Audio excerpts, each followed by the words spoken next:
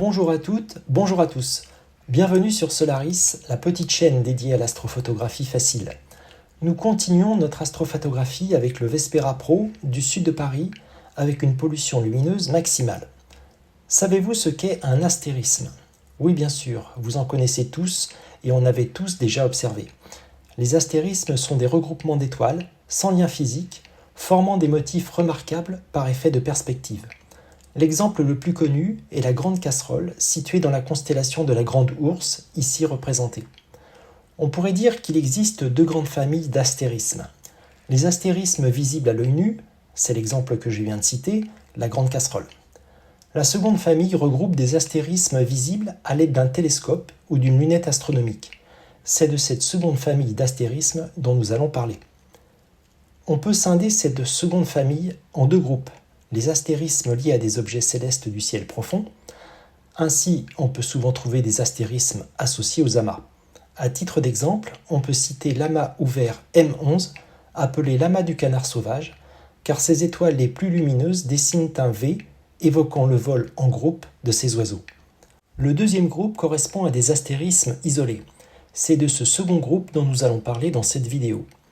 Puisqu'ils ne sont pas rattachés à un objet céleste, comment ont-ils pu être découverts? C'est de façon purement fortuite qu'ils ont été trouvés.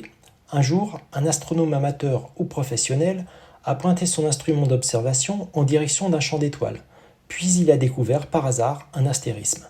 Si le découvreur trouve l'astérisme intéressant, il essaiera de le référencer. À noter qu'il existe des chasseurs d'astérismes comme il existe des chasseurs de comètes. Parmi les astérismes référencés, certains sont considérés comme remarquables. Aujourd'hui, nous allons photographier au Vespera Pro une des perles des astérismes, en tout cas l'un de mes préférés. Il s'agit de Pico 1 que vous pouvez découvrir sur la capture d'écran. Dans la plupart des cas, l'astérisme porte le nom de son découvreur suivi d'un chiffre ou d'un nombre. Ainsi, Pico 1 a été identifié par l'astronome français Fulbert Picot en 1995 et il s'agit de son premier astérisme référencé, d'où le chiffre 1. À côté de leur nom officiel, les astérismes sont également identifiés par des noms plus officieux, qui peuvent correspondre aux motifs qu'ils représentent. Ainsi, Pico 1 porte également le nom de chapeau de Napoléon ou bicorne de l'empereur. Comme vous pouvez le voir sur l'acquisition, Pico 1 est une ligne ondulante composée de 7 étoiles. Il est situé dans la constellation du Bouvier, non loin de la brillante étoile Arcturus, l'étoile la plus lumineuse de cette constellation. Elle possède une magnitude d'environ 0. Pour moi, cet astérisme est remarquable pour 3 raisons.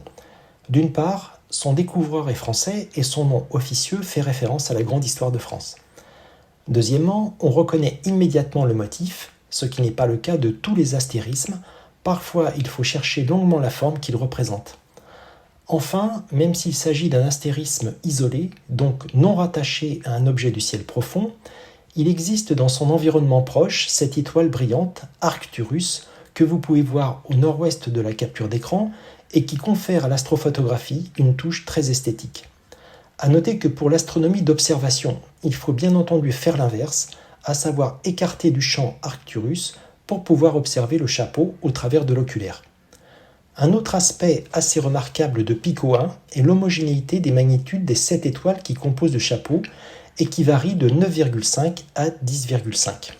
À noter que c'est l'étoile située au sommet du chapeau qui est la moins lumineuse. J'espère vous avoir convaincu de l'intérêt de photographier les astérismes, en tout cas ceux considérés comme les plus remarquables. Comme d'habitude, attendez la fin de l'acquisition du Vespera Pro, ici 5 minutes pour visualiser l'image finale plein format au format carré du capteur. Vous pourrez ainsi admirer le chapeau de Napoléon sous l'éclairage fantomatique d'Arcturus. Si cette vidéo vous a plu, laissez-moi un pouce vers le haut et des commentaires et surtout abonnez-vous à ma chaîne pour être informé des prochaines vidéos. A bientôt sur Solaris.